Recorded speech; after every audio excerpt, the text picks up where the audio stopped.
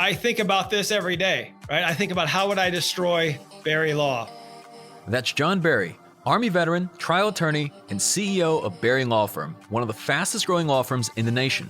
You could take away one of our practice areas, we'll grow another one. I said, take me out, another leader will step up. We won't lose. I'm Michael Mogul, founder and CEO of Crisp Video, the nation's #1 law firm growth company.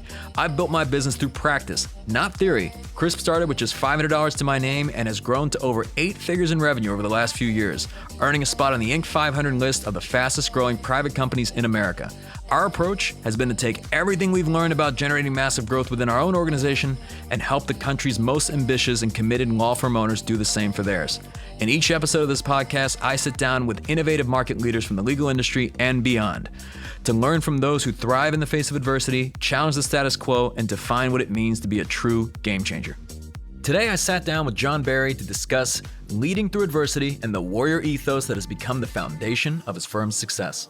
You keep your edge, you keep your cool, but you go at it like a steely-eyed, barrel-chested killer. That's coming up on the Game Changing Attorney Podcast.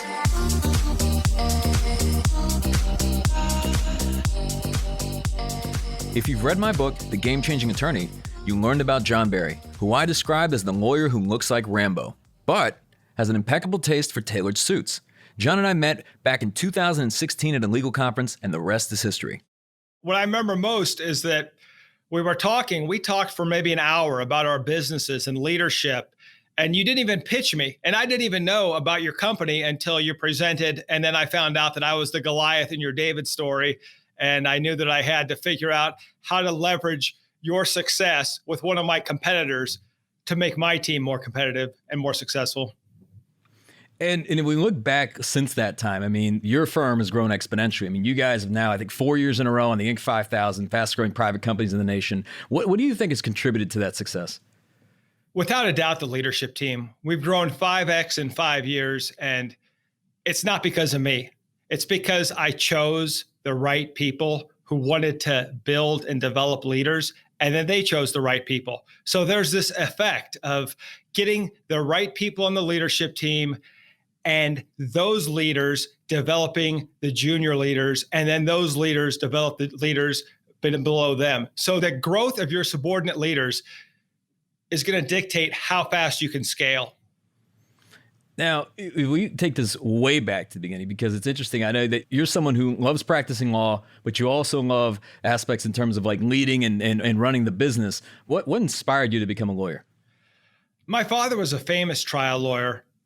He was my hero, and I always wanted to be in the courtroom. I loved being in the fight, and when I could no longer be an athlete, that was the way I could still feel like I'm fully engaged in the moment.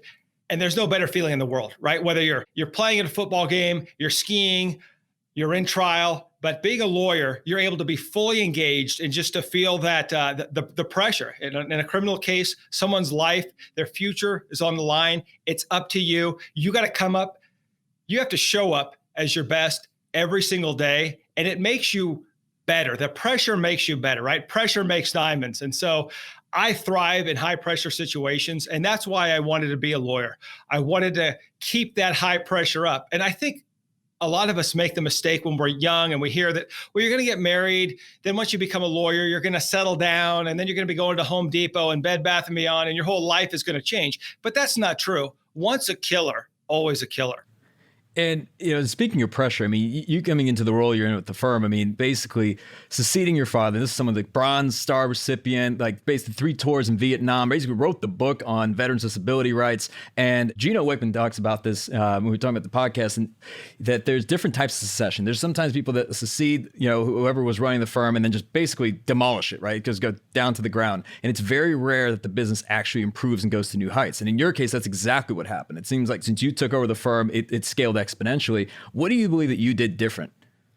Well, my father was a celebrity lawyer. He had cases in, I think, 25 states, several foreign countries, had published books, was well known for his trial skills. And he was able to develop some great teams because other lawyers saw him and said, wow, I want to be like John Stevens Barry. And so he developed some great lawyers, but he never developed the business side of the firm.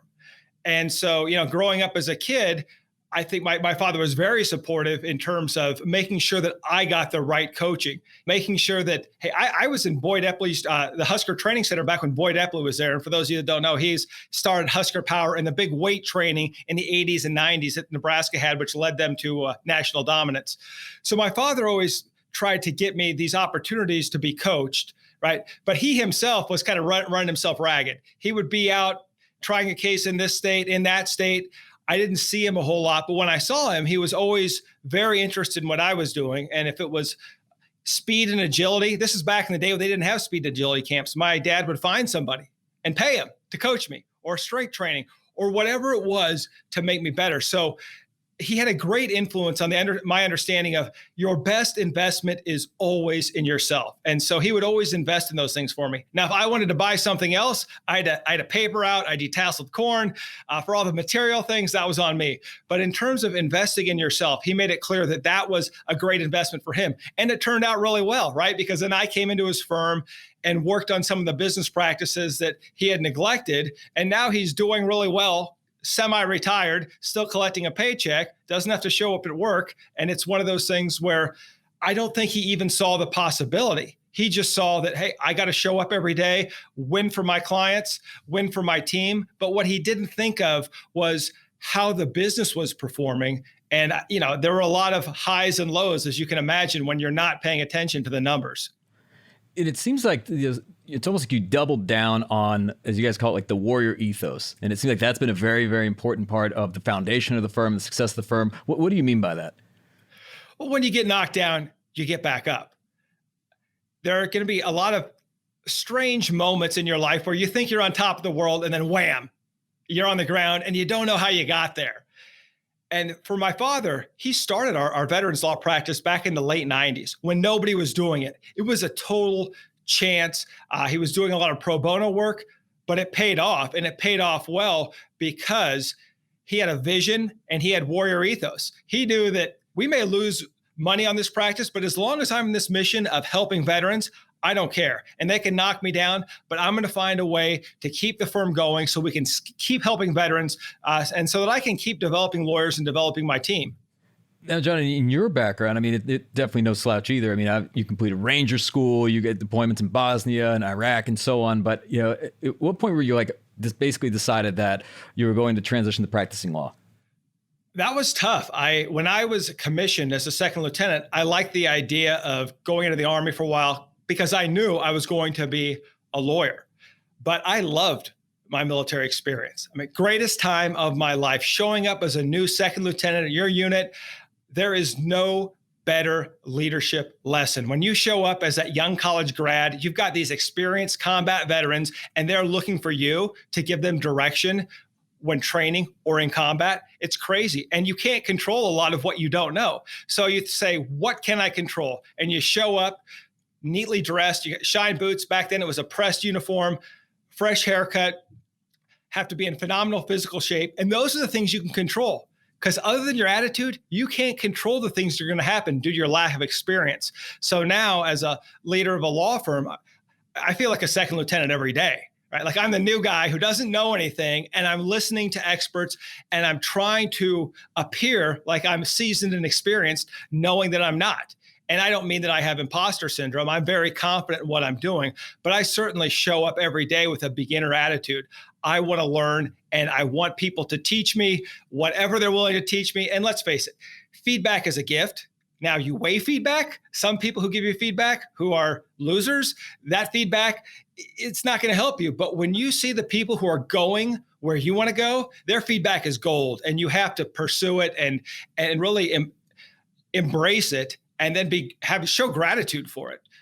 So I've been very fortunate in that respect, that after being a second lieutenant and having to lead when I felt like I didn't have the credentials to lead, has really prepared me for leading a law firm, entrepreneurship. And it's that warrior ethos, because when you're at that stage and you get knocked down, it can shake your confidence. Wow, maybe I don't have the experience. Maybe I don't have the ability. But if you have that warrior ethos, you say, yeah, that may be true, but I'm going to do it anyway. Now, I imagine your experience and the members of your team, their experience in the military, there's aspects of that that for sure translate to the courtroom and other facets of the business. And in fact, I would even imagine it's a competitive advantage, the fact that you've got veterans literally serving other veterans. Have you found that to be a competitive advantage? Well, it's an advantage on several levels. To build an organization that has a mission that everyone falls into, that everyone just loves, that's given us a great advantage. So when we're hiring veterans, they understand what veterans are going through and their passion is helping veterans. That has been huge. But it's also been huge for our culture. In the military, the commander has a staff, gets a lot of input, listens to the input, and then ultimately makes a decision when the commander has to make a decision. Sometimes the staff can make most of the important decisions, but then there'll be those crucial strategic decisions and the commander has to make the decision. And in the military, when the commander makes a decision, whether we agree or not, we say, yes, sir, or yes, ma'am, and we execute the mission. And that's been great. I have friends who started law firms, been practicing for 20 years now, and they're in partnerships, and they take 6 months to decide what color the carpet's going to be in their new law office. I mean, it's crazy. And so for us, I make a lot more decisions every week. I make a lot more bad decisions, but I'm not afraid to make decisions. You spoke about growing basically 5x in 5 years. And if you look back over the past several years, what do you believe are a few of the decisions you made that had the greatest impact on your success and the success of the firm? The first decision was the decision to grow. I was fortunate that I had all these goals that I had set. And then by the time I hit about 40 years old, I hit them. I had a battalion command. I was a lieutenant colonel in the Nebraska National Guard after I served my time in the active duty. I had won about 50 jury trials. I had all these career goals that I had hit. And then it was like, what's next? And as you know, your future has to be bigger than your past.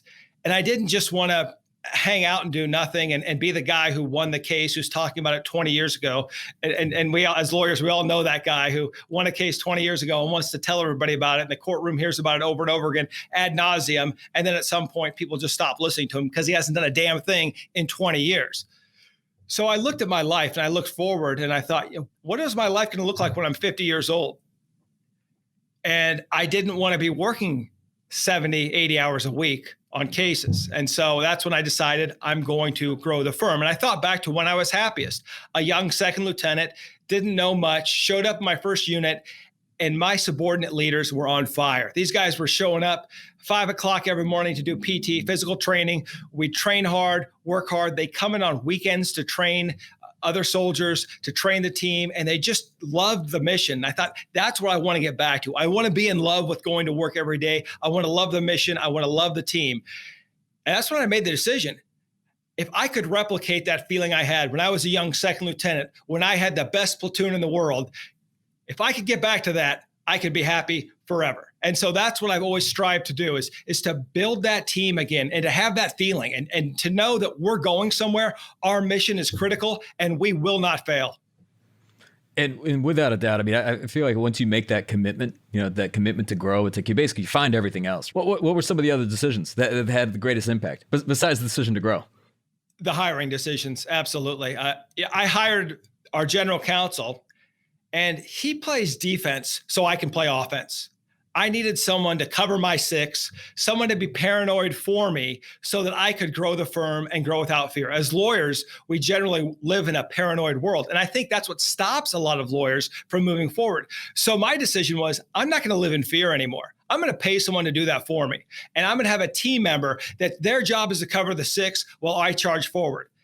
And you got to find the right person. And the person I chose, Andy, we'd been friends for many years, a phenomenal, well-respected lawyer who was also looking for the next challenge. And so it was great to find that person. Then from there, it was, okay, I've got my six covered. I'm playing offense. Who's next? And so it really became an issue of who can give me the next capability. And in the Army, we have a mission statement that we give in it, and it's going to tell you who, what, when, where, and why, but it never gives you the how. So the key is to hire the who, and then give them the other four. They'll figure out how to do it. You don't have to figure that out. And so I started hiring people for their capabilities and for cultural fit. And so the dominoes just started falling. Once I felt secure that someone was covering my six and I could just move forward, that's exactly what I did. When John puts it this way, it can sound easy, but we all know our entrepreneurial journeys rarely go according to plan. I wanted to know about some of the challenges that John ran into as he expanded his practice over the past several years. There were many mistakes, many failures. A lot of the challenges came from lack of knowledge, hiring too cheap, knowing that we needed a lot of people. And then we jumped in and said, okay, I need someone right now. I need someone right now. And oh, that person's too expensive or that person's too expensive. What we failed to do is we failed to forecast our hiring needs, and we failed to develop a good hiring process. And so what we found was we were not getting those superstars. And it was because we weren't planning to get superstars. And it was because we didn't decide to get superstars. Because if you decide you're going to hire superstars, then you start taking the steps. And for us, it was very reactionary. There wasn't much of a plan to it. And even though there was a business plan, and I said, okay, I'm going to hire 3 more attorneys this year, or 6 more attorneys this year, or 10 more attorneys, I never walked back far enough and did that backwards planning to say, okay, if I need 10 new attorneys by the end of the year, that means we're going to have to start the hiring process now, because 3 months out, this is what it needs to look like. As you know, all hiring is a funnel. And if we're going to get 6 good attorneys, that means I'm probably going to have to interview 40 good attorneys and then get the 6 best. And so it's just one of those things that you don't know what you don't know until it's too late and you get kicked in the face, and then you learn. And pain is a teaching tool. Pain teaches us so many great things. And when we failed to hire the right person, failed to have the right type of insurance, failed to have the right systems, that's where we've learned. And we've gotten a lot better at that. So I think to say that you make a decision and it happens is complete bullshit. That's not how it happens. You make a decision, you fight through it, and eventually it does happen. But you have to have that warrior ethos. You got to get up every time you get knocked down. And in talking about, let's shift over to leadership. What do you believe separates the good leaders from the great ones? Feedback. Feedback is a gift. And as a leader, you need to see that feedback. You need the 360-degree feedback. You need it from your bosses. You need it from your peers. You need it from your subordinate leaders. If you can't take feedback and your ego gets in the way, you will not grow. You will fail. Without a doubt. Now, let's talk even bigger picture. What do you think separates good law firms from the elite ones? The elite law firms have the elite systems. I've seen some good law firms with phenomenal attorneys, but the problems that they run into are due to a lack of systems, a lack of decision-making in terms of making a bigger vision come into fruition. A lot of times they may have a vision, but they're not making the day-to-day decisions to get there. It's almost like they've made a decision, they're committed, but something's missing. Somehow they cannot paint that vision. They can't paint the picture of the vision for their team to see. And they're always on the cusp of becoming great or elite, but they just stay good. And for some of them, it's fear. Oh my gosh, we've got 20 lawyers now. I don't want 25 or I don't want 30. When the reality is this, is that you can't accomplish some missions till you get to a certain size. I had to make that decision. Do we grow the veterans law practice nationally? Do we grow a lot bigger? And the compelling reason was we can't make a difference to our veterans if we don't. We'll never have a voice unless we get to a certain size that we decided. And we said, that's the size we're going to get to. That's what we're going to do. And once we're there, things are going to start to change. Now, hopefully we're changing things along the way, but we have a destination. And along that destination, we're helping a lot of veterans. We're supporting and defending the Constitution of the United States in courtrooms, whether it's a civil case or a criminal case. So we're doing a lot of good, but we have a final destination. And I think a lot of the good firms that ever become elite, they really haven't decided to become elite. They haven't decided to be the best of the best. And when you don't decide, you stop making the sacrifices. And I may be unusual, but once I decide something, it's done. If I decide I'm going to lose 10 pounds in the next month, it's going to happen. I'm going to drink a ton of water, eat a ton of vegetables, protein, no carbs, and I'm going to make it happen because I've already made that decision. Now I don't even need to think about it. But I think where most of the mediocre firms or even good firms struggle, they've got some rock star talent, but they don't maximize it because they haven't built the systems, they haven't made the investments. And I think for a lot of it, it comes from fear. And the other half of it comes from the need for a group consensus, right? Instead of an individual leader making a decision, they need a group to get together and come to a consensus. Now, sometimes we have small group consensus, but we're never waiting for the whole group to make a decision. And I have to tell you, as a leader, you have to be very careful, because on one hand, if you are very decisive and you're not taking in any information, your team's going to stop feeding it to you. But on the other hand, if you're taking in information all the time and always doing what the team tells you, people are going to think that you're weak and that you can't make a decision. And you know what? Sometimes that's okay. I once had one of our leadership team members came to me after a meeting and said, "Who's in charge anyway? He said this, you said that. What are we going to do?" I said, "Well, go with what he said. He knows the ground better." In the military, the commander on the ground makes the decision because they have a better vision of what's going on. You know, you hear about the beach ball, right? Where you can only see one side of the beach ball, but other members of your team can see the other side of it. So you alone do not have the vision of everything that's going around you to get to where you need to be, but your team does. And so you need to shut up and listen to your team. That being said, you have to hire the right people first. But when you just stop and listen, you can figure out that most problems are not that bad. Back in the military, one of the things I learned in Ranger School, we did something called SILS. And what that was, you'd come out of your patrol base and everybody would just raise your hand, you'd stop, just freeze, and just listen. And as you'd listen, you'd hear the sounds of nature, but you'd also hear what was going on. And once you became finally attuned to what was going on in your environment, then you would know when the enemy was coming. But that simple little SILS exercise, stop, listen, get focused, then you're ready to execute. But until you can listen to your team, you're not a leader. John, there's something you said earlier that when you decide something, it gets done. And that's the experience I've always had with you. I know that to be true. But what are some of the ways in which you ensure that's the case? Because clearly that's not the case for everybody who's listening to this podcast. I'm sure they love to have ways to be more effective in whatever it is they set out to do. But are there certain things that you put in place, or whether it's certain habits or practices or even accountability to ensure that those things come to fruition? So when I was a Bradley platoon leader, we had the TOW missiles in the Bradley, and company that created the missile launch system, their motto was fire and forget. You fire the missile, it's going to reach the target based on the system. And so that's the way I look at it. I hire people who are fire and forget. If I send you an email, you're going to get it done. I'm not going to look at the task again. I'm assuming you're going to get it done.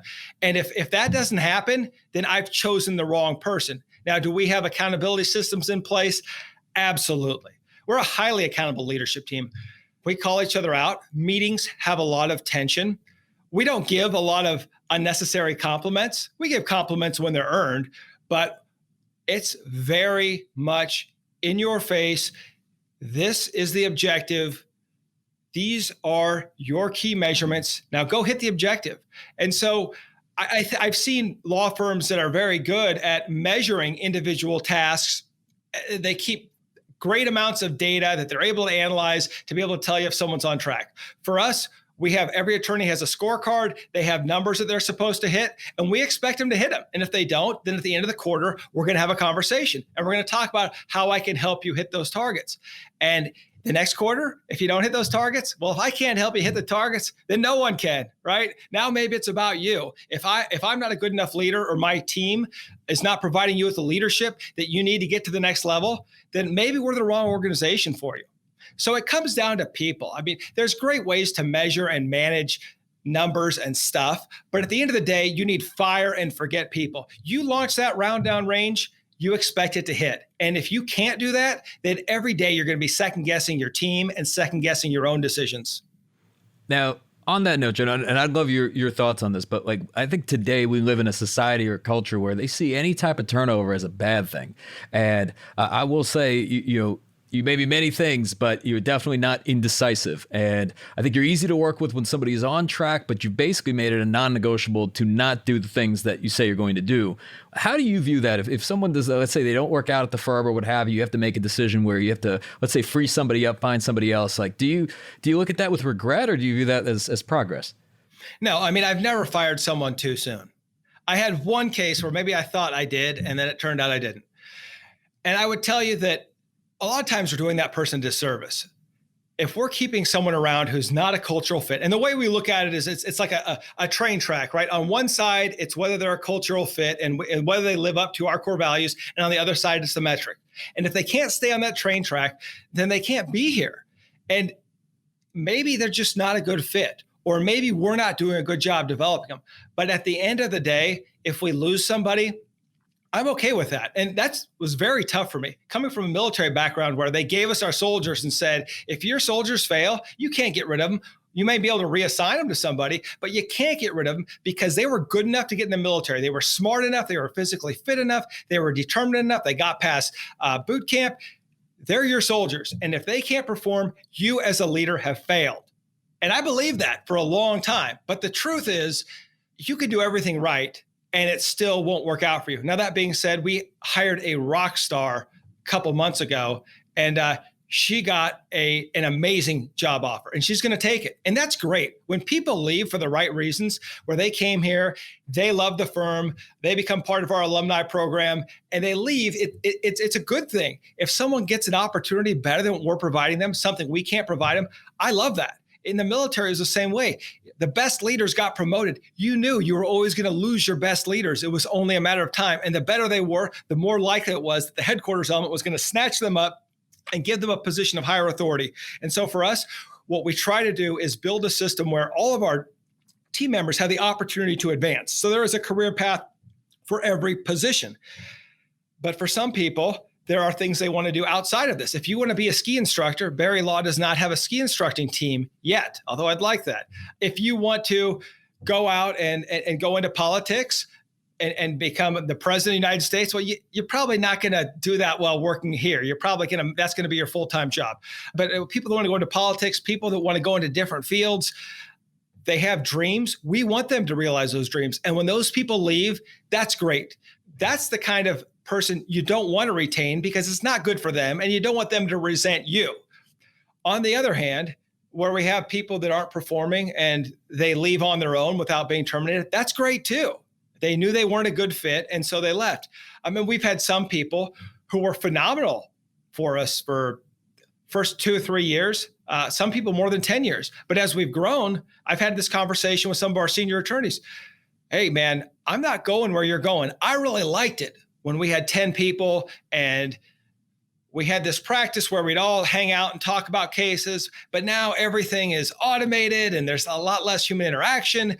And I've got all these metrics to deal with. This just isn't what I want. And then we say, okay, that's great. I mean, I value your friendship and I value everything you did to help us along the way. You're a valued member of the team. You'll always be a member of the team, but I get it. We're going in a different direction, and nobody's going to stay on the train forever. At some point, people are going to get off, and at some point, I'm going to get off. At some point, they're going to fire me, or someone's going to buy me out, or whatever it's going to be. But I realize that my position is not permanent. Nobody's position is ever permanent, and that's the way we should see it every day. That's how we have gratitude for our team.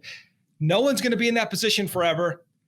And the good news is, if you're in a shitty position, it's not going to last forever. But also knowing that there's the ability to change course and do these other things is helpful. And so when people come here, we generally see that the people who want to work here are goal-oriented. And some of them want to be here for a while. Some of them want to be here for a short period of time. It's a stepping stone. And that's fine. I'm completely fine with that, because ultimately it's about the team you build, the leaders you build. And at the end of the day, my proudest moments will not be the things that I accomplished, but the things that my team accomplished. And more importantly, what those subordinate leaders accomplished. I'm hoping one of my junior leaders comes up and destroys me, right? And it was brought up here and became one of the largest law firms in the United States and destroyed Barry Law Firm. But they grew up here, and we have the pride of working with the future of the legal system. And quite frankly, that there's no better compliment than seeing your subordinates surpass you.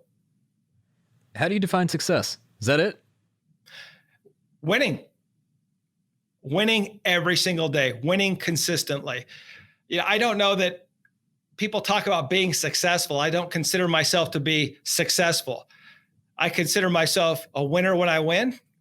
When I lose, I learn. But I don't say, yeah, I'm successful. I made it. Now, some people will say, but John, this is where you are financially. Look at your firm. You guys made Inc. 5000 4 years in a row.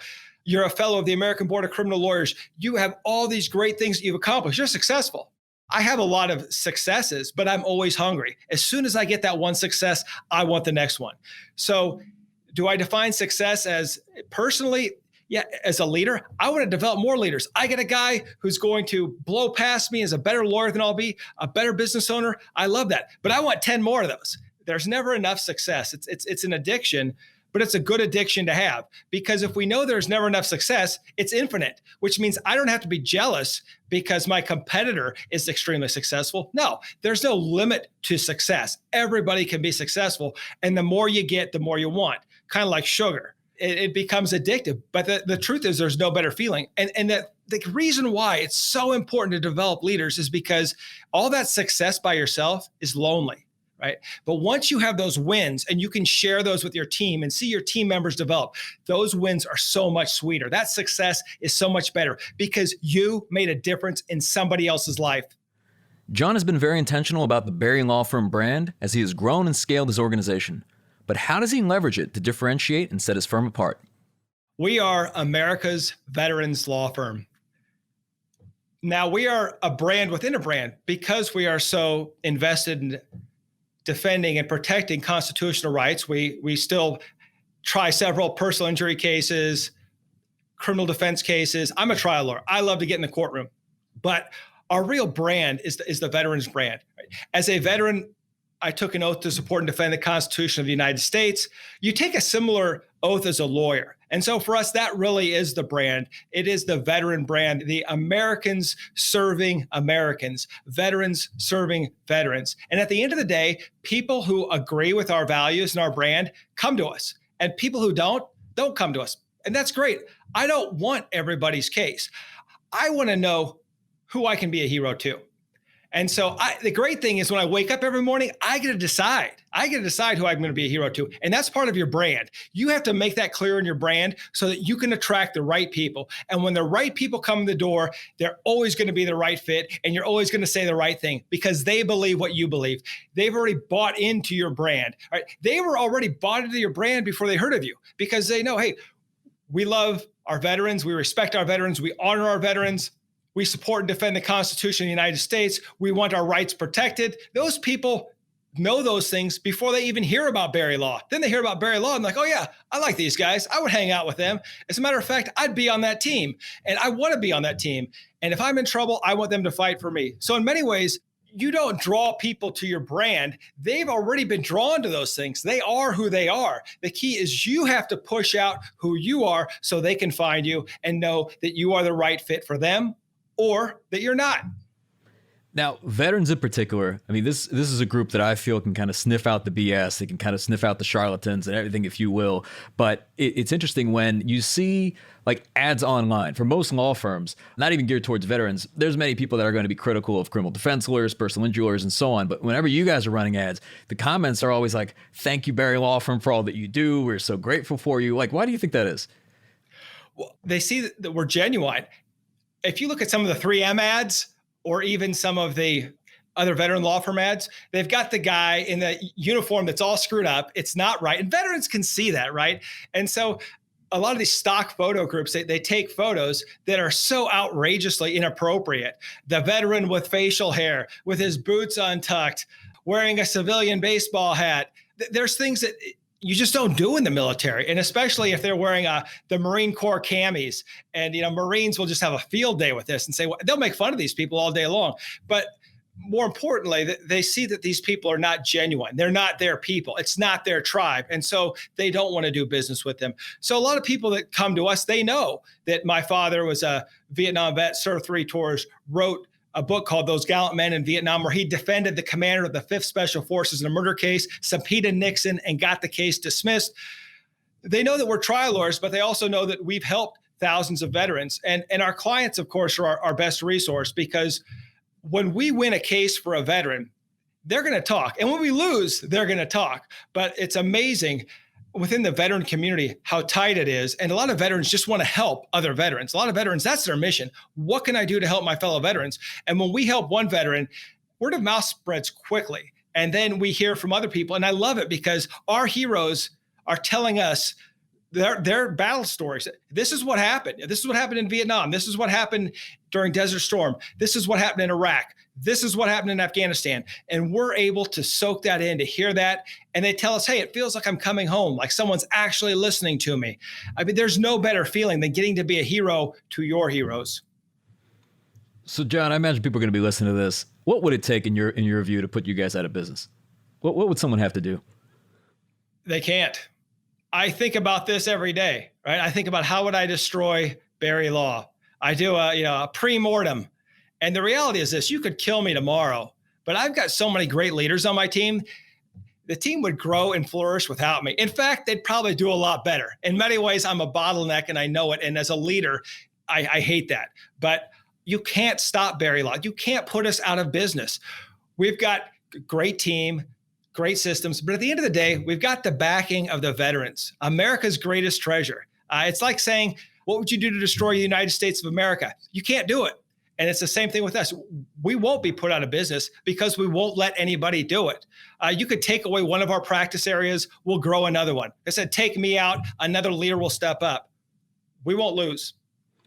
Now, especially when we talk about, in a COVID world, right, this has had an effect on probably most, not all businesses in America. And I remember you mentioned this before we jumped on, that you guys have recently tried a case. If you could speak to that, what was that like, trying a case in a COVID world? Sure. So I represented a young man falsely accused of sex assault, and we had to select a jury, and they're all wearing masks and we're social distancing. And it was a strange venue too, because we had to have a place bigger than some of the large rooms in the courthouse. So we used the Scottish Rite Temple, the Masons, and it was this huge, beautiful, ornate building.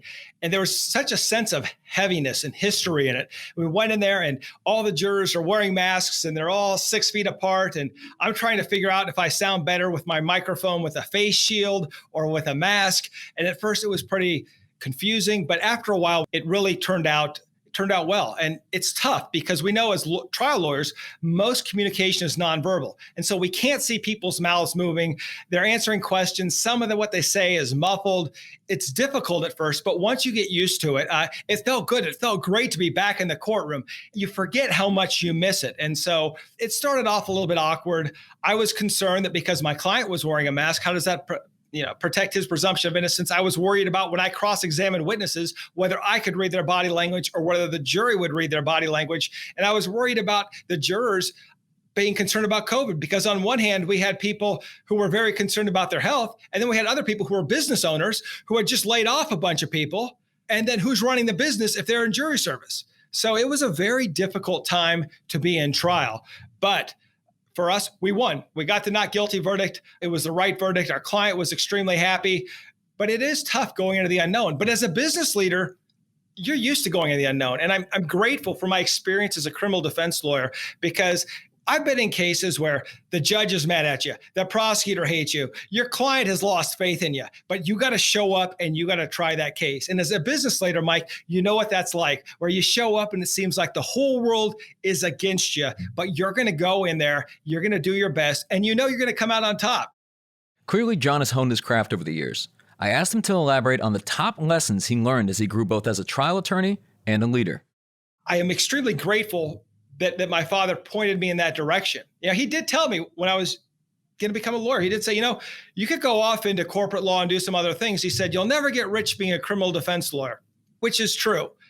So for all those lawyers that are thinking, well, I'm going to be a solo and I'm going to do this, there are some that I know that are solos that are amazingly wealthy. But for most lawyers, and they say they want to build wealth, right? You're not going to get there on your own time. It's about building a team, building systems so that you can spend your time on the highest and best use of your time. And getting back to your question earlier about the mediocre or good firms that aren't great, the lawyers spend too much time doing stuff they shouldn't be doing non-lawyer tasks. For me, I love to try cases, and that's where I spend most of my time. I'm not a big fan of spending a whole lot of time working up a case. I used to do that all the time, but now I hire lawyers who are better than me to work up the case. I'm with them every step of the way, but they're doing the stuff that might be boring to me or stuff that maybe I'm not that good at. And then that way, by the time we're ready for trial, it's go time. And I'm fired up because I know my team did absolutely everything to put us in the best position. As I review everything, if I find problems, we fix it. But I'm thinking, wow, if I would have done all this on my own, I could never have prepared for trial the way I'm prepared right now. So being a criminal defense lawyer, once again, knowing that there are going to be moments where you're going to be outspent by the government, they're going to have the investigators, they're going to have the experts. Your client may not be the most attractive client. Your client may be ugly. Your client may look guilty. Your client may be mad. Your client's parents may be mad.